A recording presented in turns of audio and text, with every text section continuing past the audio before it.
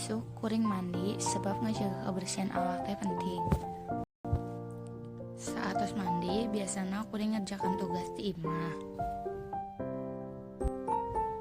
Unggal waktos kuring membalengan saacan jeung saenggeusna melakukan kegiatan. Jeung ulah hilap minum cai nu loba. Genep cara ngacegah coronavirus.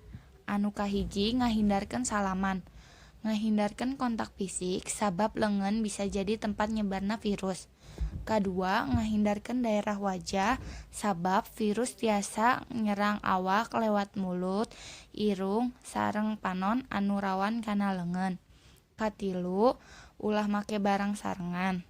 Kaopat, batasi kagiatan anjeun ti luar imah sapertos ngajaga jarak sahenteuna 1 meter.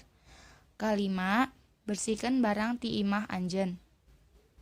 Kagenep, wawasuh make sabun sareng cai ngalir kabukti efektif ngabunuh kuman, bakteri, sareng virus.